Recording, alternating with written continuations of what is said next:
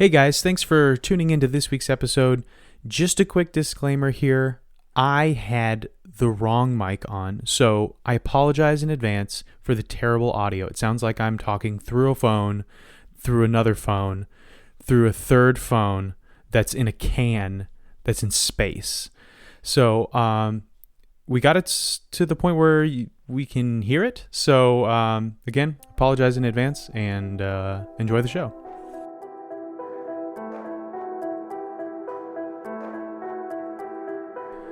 From the time of Alexander the Great, air breathers have been fascinated by the world beneath the waves. And humans aren't the only ones to figure out how to hang out underwater. The water anole uses a special technique to stay hidden when predators come sniffing that scientists still haven't entirely figured out yet. But being elusive, mysterious, and resourceful is the name of the survival game here in Life, Death, and Taxonomy.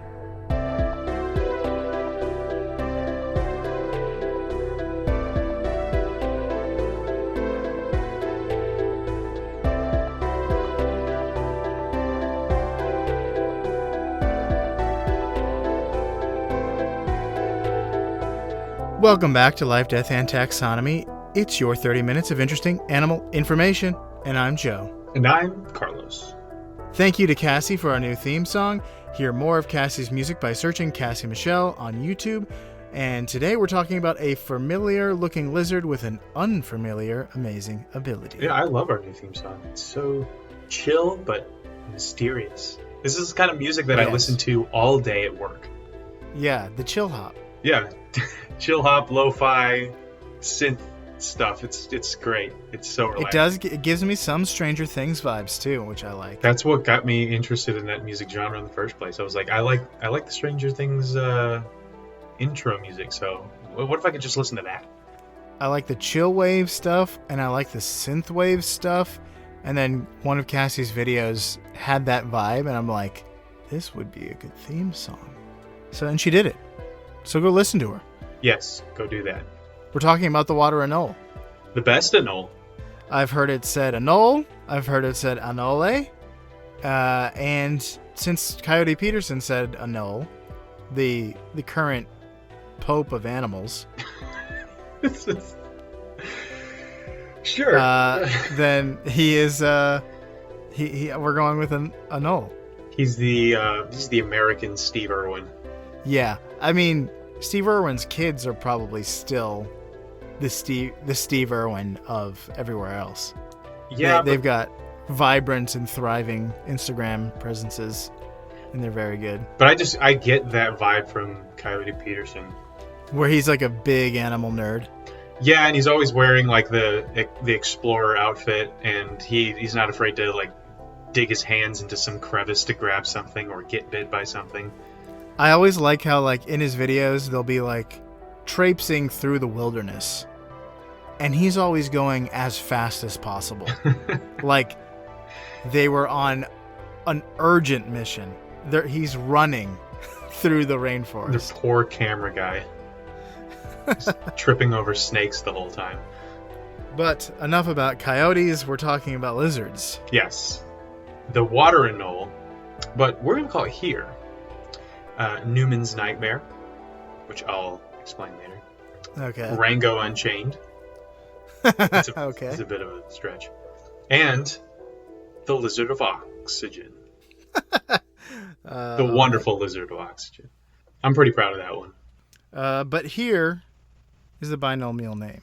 I mean, we'll get to that. We're going to talk tectonic plates. We're going to talk taxonomy. Tactile tectonic plates. The kingdom is one that you know, love, and are in. The kingdom Animalia. The phylum Chordata. The class Reptilia. The Hun.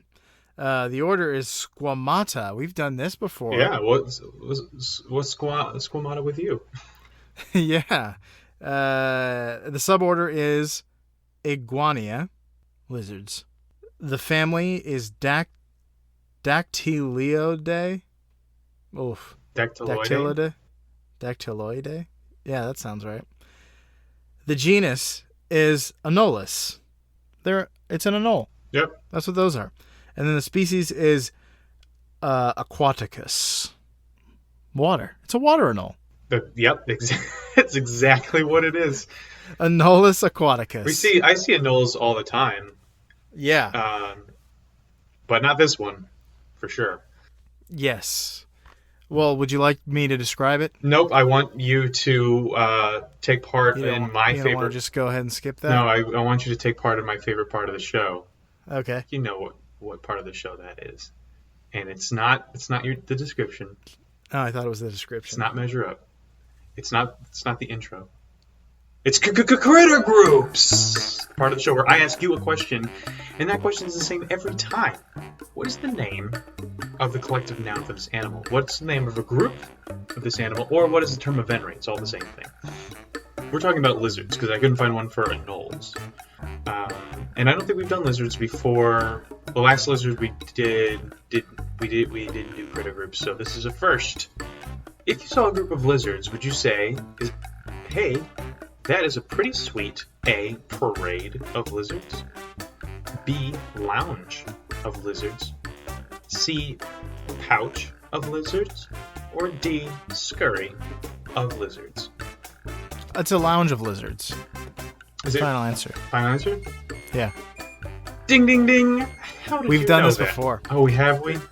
Yeah, because I remember I said the reason I thought of it was because there's a woman on the internet who has figured out a way to like rub lizards' bellies so that they fall asleep or go catatonic, and then she poses them in different positions. And I remember one of them is like a lounge chair, a beach lounge chair.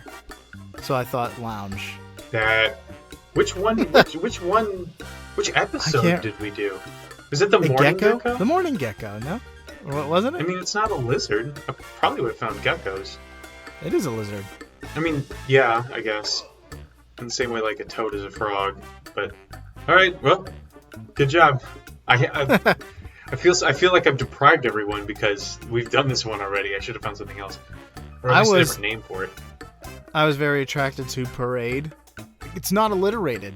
Lounge of lizards. That's perfect. That's too perfect. It's suspicious. I realized that as I was saying it. I was like, oh, this is the only one that has alliteration. It might make it stand out a little bit more, but It made it stand out in the wrong way, but I feel like I know this already. yeah, you overcame it with the power of knowledge. All right, so now that we've gotten that out of the way, now that my favorite part is over, you can go ahead and describe the animal to us. All right, let's describe this thing. Anoles come in a variety of colors, and they can actually even change colors based on mood, activity, light levels, and especially stress. As you pointed the same thing out for chameleons, that they don't change colors based on their surroundings, or at least the evidence for that is lacking. But we don't, and it's possible there's mixed evidence that they change colors based on temperature, but it seems to be based on stress, especially, and other things. They're little mood rings. So maybe it helps them hide because they go into dark little crevices when they're stressed, and then that makes them turn brown or something. You know? Yeah, or when they're stressed out, they turn green because they're usually on a leaf. One or the other. Water anoles have a brown and light mottled stripe pattern that helps them blend in with lichen that grows in their moist environments. I wrote most environments. Most or moist. It is One or the other. It is the water anole. Male anoles have dewlaps. I wrote dunlops. What is a dunlop? Isn't that where Shrek goes? That's Duloc is the name of the Duloc, yeah. Dunlop is the name of like a power tools brand, I think. That's DuPont. What? No, yeah. What? So wait, what is this called? A dewlap. Dewlap. Okay, yeah. It's this cartilage skin flap that flares out or can lay flat against their throat. Dewlaps often come in bright colors that contrast the color of their bodies. Green, like for instance, green anoles have a pink dewlap, A lot of lizards have and these. water anoles have orange and purple dewlaps. So that's fun.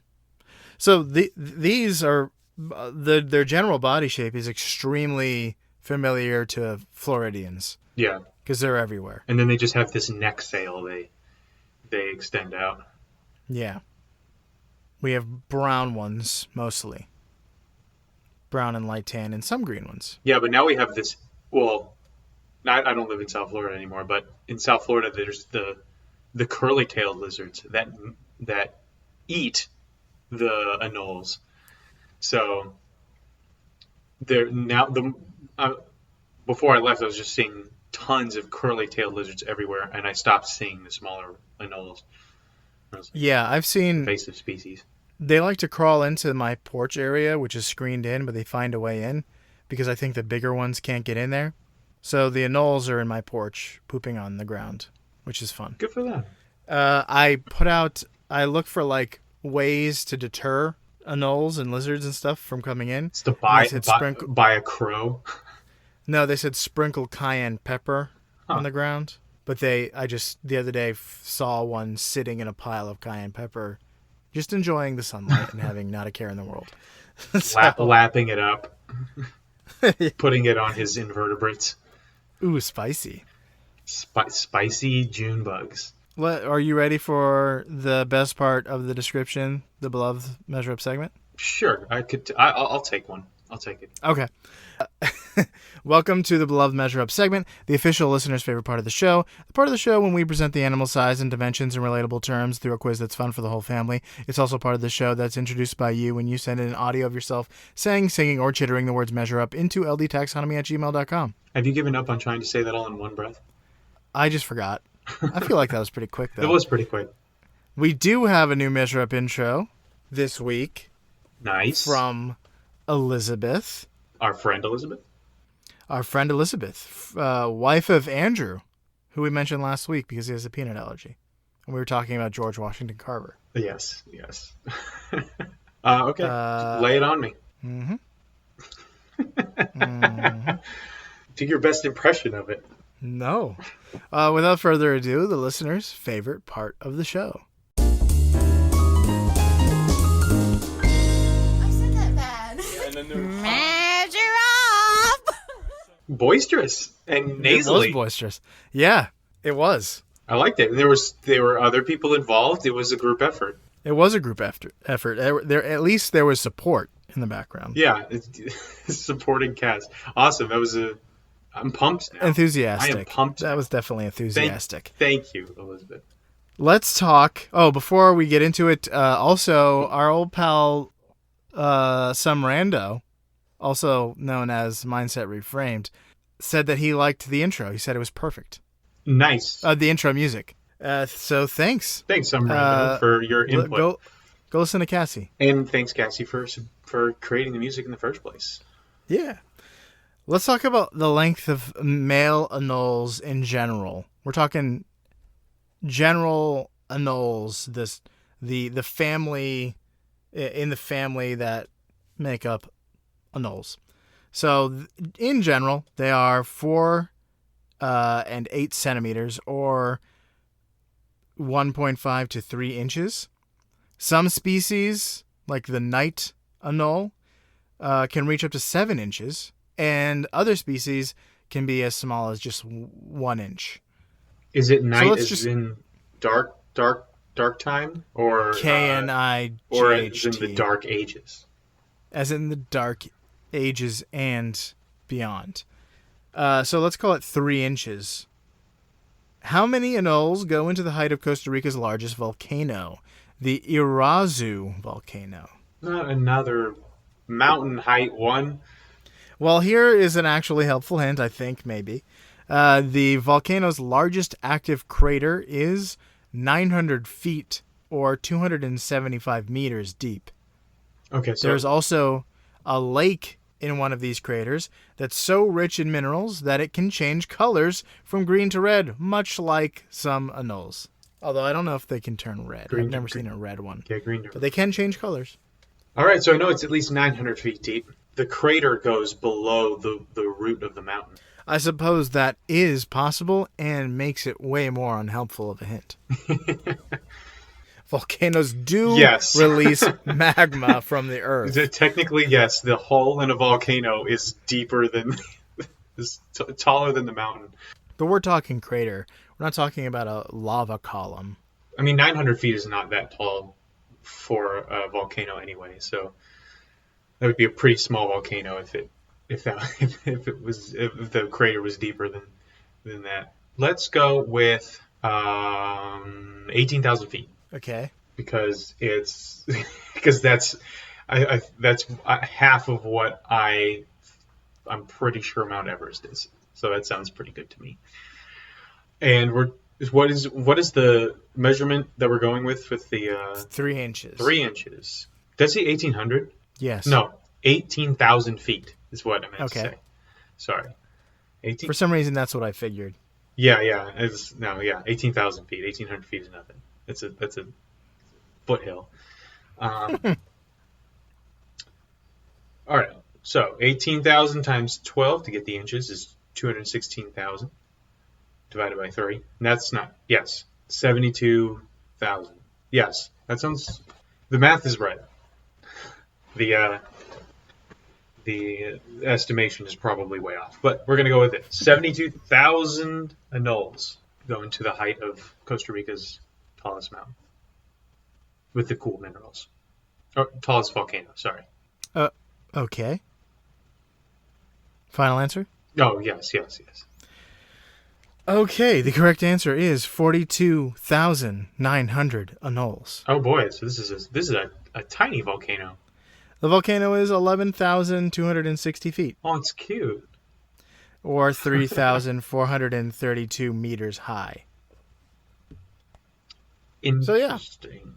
So you went higher than normal. Usually you underestimate. Yeah, usually I'm like, height what of is a things. volcano? Like, it's like 500 feet, right? That's really tall. I would not want to fall from that height, so we'll go with that. Yeah, I wouldn't want to fall off of a mountain. Wouldn't want to fall off 500 feet. That's how big mountains That's how big mountains are. Let's talk night anole weight. So these are the big boys. But they can weigh up to 137 grams or 5 ounces. So you're right. An ounce is so big. 5 ounces make up 137 grams in weight. Yeah, ounce is a little bit Chunky. too bulky of a smallest unit of imperial measurement. Yeah. Like an inch. It's too big. So let's. How many night anoles go into the weight of the record number of cups of milk served by the commercializadora La Costa Rica S.A. in 1 hour? I copied and pasted this, not remembering that I would have to read it out You loud. nailed it. You sound like a native. It means commercialization. Commercializadora. How would you say that in a real accent? Wait. What? It Commercial. looks like commercial Isadora. Comercializadora. Yeah. Comercializadora. There we go. Comercializadora. Isadora. Okay. Commercialization. So the commercialization the company is Grupo Lala or Jaja. I don't know. You're having a rough time with this, huh? Here's the hint. Grupo Lala is a dairy company that has been around for 65 years. The record for milk cups served was achieved in January of 2019, and each glass had to contain at least 170 milliliters of milk. Wait, okay. Milk, which is milk cups served. Yeah, in an hour, I'm pretty sure. Yeah, in 1 hour. Okay. And it's like a huge milk distributor. Yes. Okay. So each cup had to serve at least 170 milliliters of milk, which is less than a cup of milk. It's about 0.7 cups. I'm not even going to try. So what you're looking for is the combined weight of all of the milk that was served and how many lizards go into it. I'm really concerned because I had to do so much conversion and like back and forth, and like there was a lot of math and a lot of moving parts to this math I did. So I'm really scared that the math is wrong. But if it's good, then I'll be proud of you. All right, so about 3 of these lizards, a little more than 3, sorry, go into 1 pound. And I'm assuming this is whole milk, by the way. Oh, yeah, well, I'm going to have to change the standard deviation then. I'm sure whole milk is way heavier than like 2%. Yeah, sure. Not by an amount that I would understand or be able to account for. So this major milk distributor sends out a bunch of milk cups in an hour, you said? Uh-huh. Serves it. I don't think they were on trucks or anything. Oh, okay. So it's like an event. Yeah, I think so. All right, well, let's go with 5,000. Pounds? No, 5,000 cups. Okay, how many pounds of milk is that? You said 7 ounces, isn't it? 7 ounces. No, it's 5-ounce lizard. Yeah, no, you said 7 ounces worth of... These cups were 7 fluid ounces, right? 0.7 cups. Oh, 0.7 cups. And a cup is 8 fluid ounces. So you have to estimate how many fluid ounces go into... You have to convert to weight. Well, I'm going to assume, having never actually thought about this before in my life, to my great embarrassment, that an ounce of weight is the same weight as a fluid ounce. Unfortunately, that's not the case. Because a fluid ounce of something dense is heavier than a fluid ounce of something light. Fluid ounce is volume, not weight. Right. Yeah, I should have thought about that. I wish it was the case. It's double embarrassment for me. All right, so I'm going to say that this was 3,000.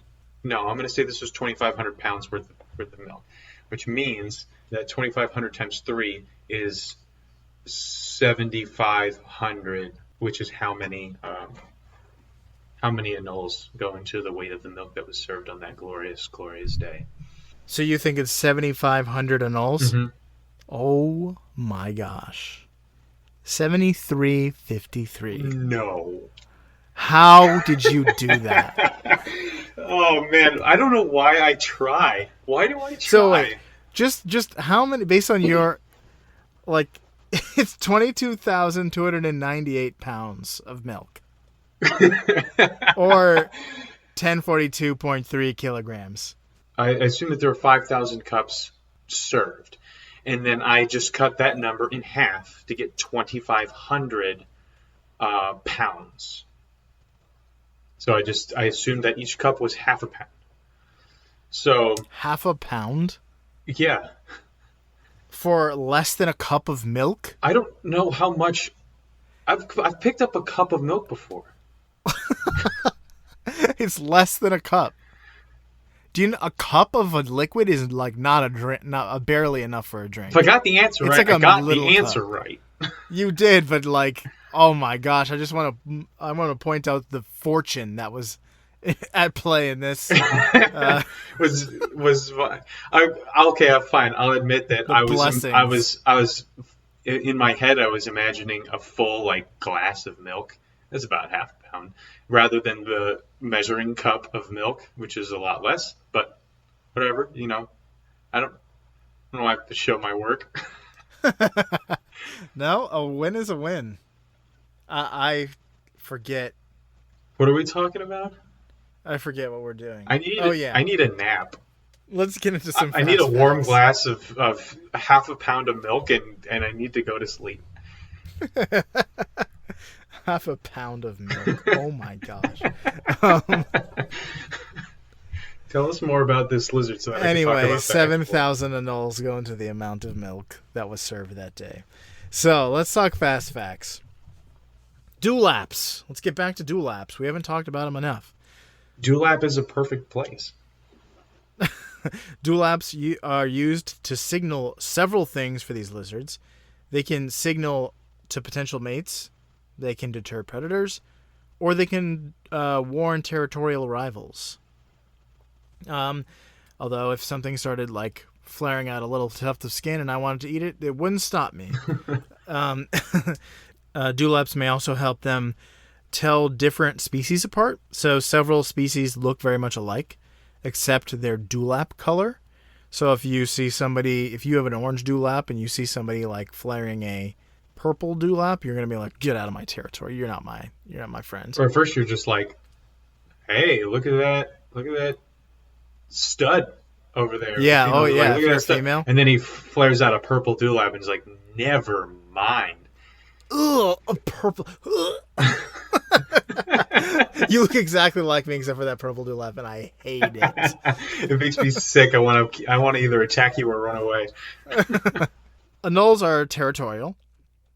Besides using their dewlaps, they may also bob their heads or do push-ups and you've seen this. I see this every day in my backyard. To warn rivals. They do this little push-up display. They're literally doing push-ups. Imagine, I feel like that would intimidate other rival males, even if you're human. Yeah. You know, like, better stop talking. Look how many push-ups I can do. Stop talking to my woman. It just, that's if when you're in a gang and you encounter a rival gang, the best thing to do is definitely to just start working out to show them how. Are bros. Yeah, They're bros. Yeah. They just drink some creatine and do some push-ups.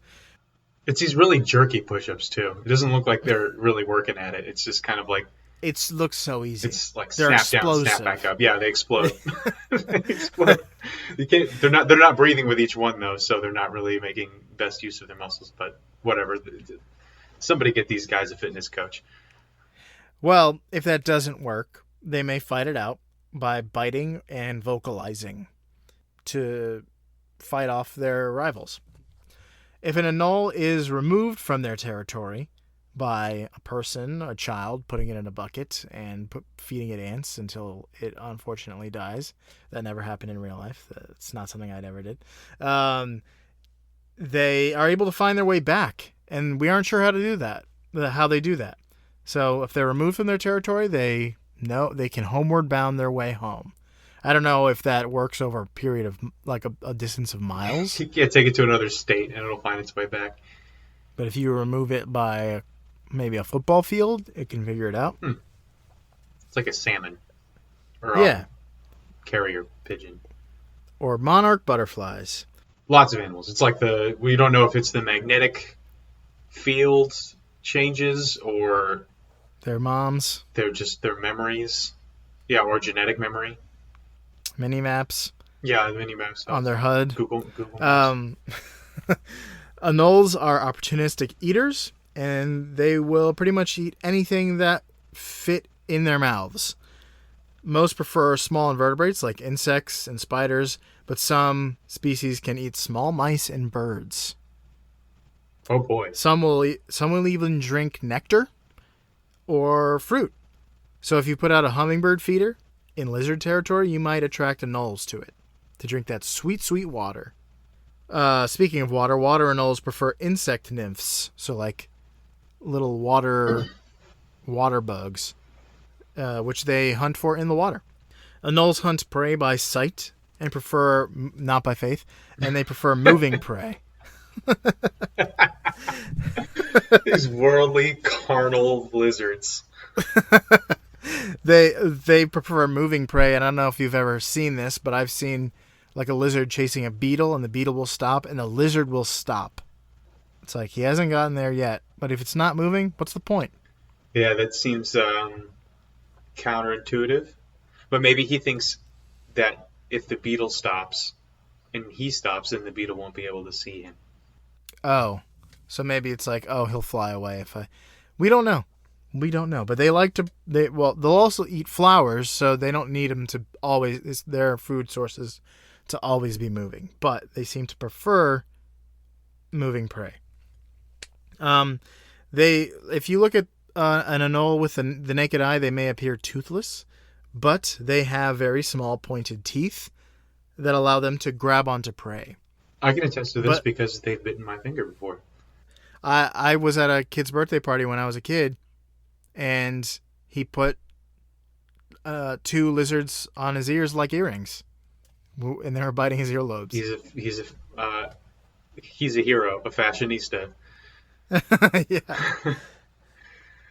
setting trends. I'm surprised Lady Gaga didn't strut down the red carpet wearing living lizard earrings. Seems like her I'm style. sure that animal rights activists would not like that. They're fine. They're getting them what they think is a meal out of Force servitude. It's animal slavery. Um, well, it's not necessarily like forcing them to serve you. it. Because they can drop It's off really like, if they want. yeah, it's like they just don't want to break their little legs.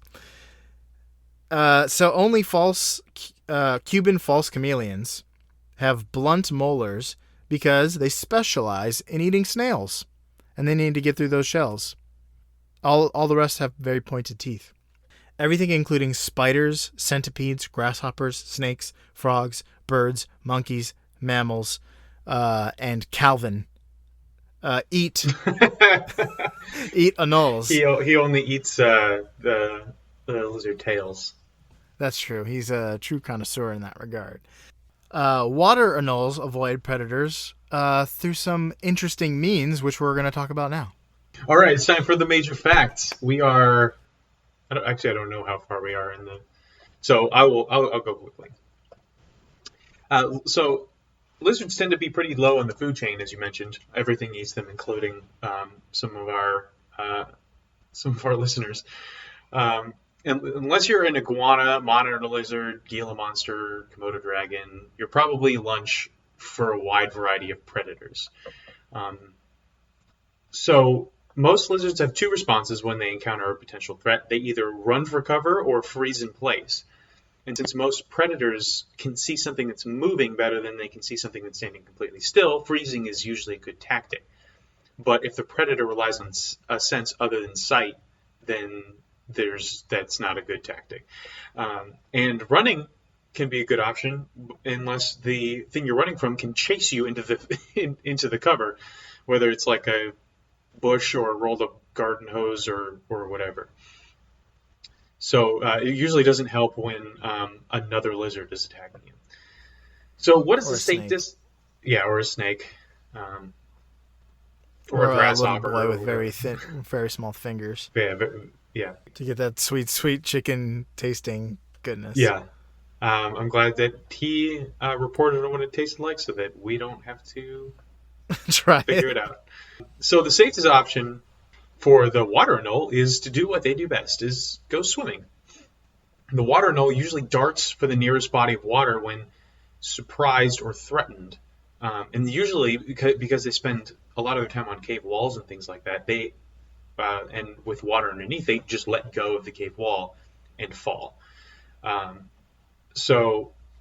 But diving into water is not uncommon for lizards, especially iguanas. What is uncommon is that they can stay underwater for up to 16 minutes. And how do they do this? Well, they take a page out of our friend the diving bell spider's book. And they do their tables? Yes, you remember. Yeah. No, I mean, they're not free diving because they take air with them. They bring a good bubble of air with them when they dive. Like the diving bell spider, remember how it uses its hair to trap air bubbles and then kind of creates a bubble under, like a home bubble underneath the water. The water anole will dive in, and its head is a very specific shape that allows for the bubble to encase their head and neck and throat. And if you're imagining a lizard with like this big bulbous like astronaut bubble around its head, that's not what it looks like. It's a thin layer just above its skin that you probably wouldn't even notice. But it looks laminated. Yeah, it's a laminated, partially sparkly lizard head. But what you would notice is that when the anole reaches the end of its exhaling, so it inhales and exhales. When at the end of that exhaling process, the bubble on its between its eyes and above its nose spikes up from the top of its head like a unicorn or a Dilophosaurus.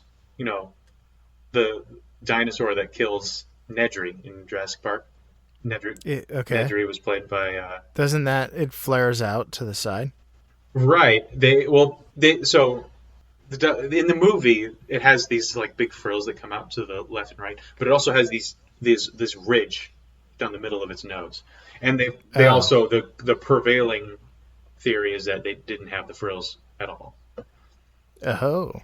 The But there is a lizard in real life that does. the ridge is bone, so because Nedry was played by Wayne Knight, yes, the guy who plays Newman in Seinfeld. That's why I call this Newman's Nightmare.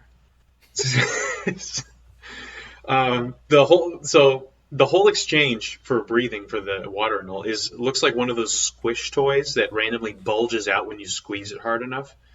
So you can watch about 3 straight minutes of nothing but just this anole breathing underwater.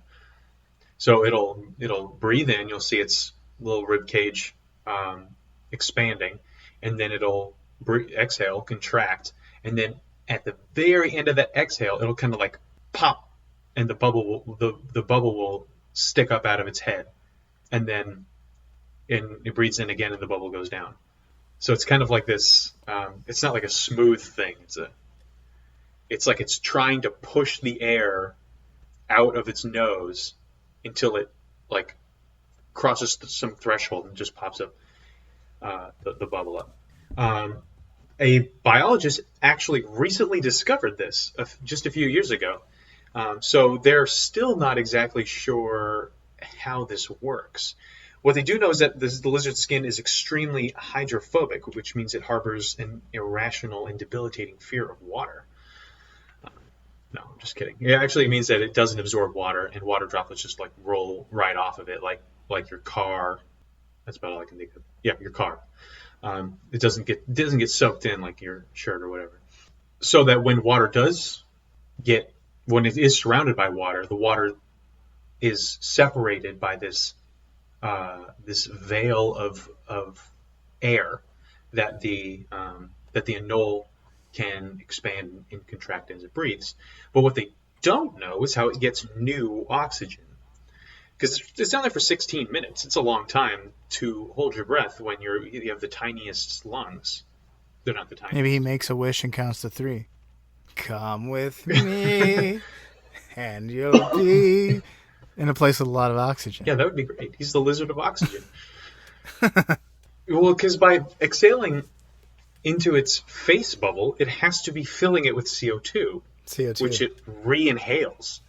So how is it able to breathe? It's like, imagine breathing into an empty Capri Sun pouch, which I've definitely done.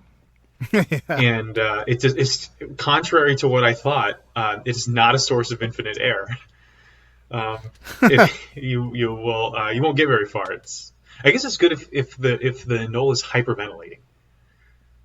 You're supposed to breathe in more CO2 when you hyperventilate. That's why you breathe into like a paper bag. But so the running theory is that the bubble can transfer CO2 out while transferring oxygen in between the water and the air. But like normal bubbles don't do this, so or very effectively at least. So they're still researching to find out what it is. My theory is on some sort of weird mucus. I think there's like a semi-permeable mucus that the anole secretes in order to make this happen. I have no basis whatsoever for that, but that is my theory since it's such new research. And like you said, they also eat specifically aquatic insects, so they will dive underwater not only to evade predators but also to hunt. Cool. And that's all I got. It's the lizard that breathes underwater. You got anything else? That's all I got. All right, for you out there in Podcastia, that was the water anole. So, cling to your rock, keep a sharp eye out, and always bring some air with you whenever you go underwater, like the water anole here in Life, Death, and Taxonomy.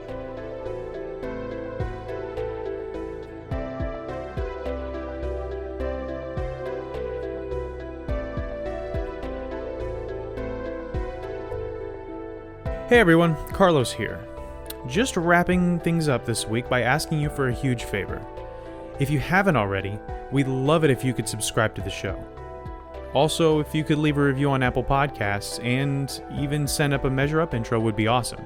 The great thing is, doing all three can take as little as 5 minutes and it helps us out a ton. Your support helps us reach more people in desperate need of interesting animal info, which is the best cure for a rampant disease I like to call interesting animal ignorance. Help us help others. Thanks for listening, and we'll see you next week.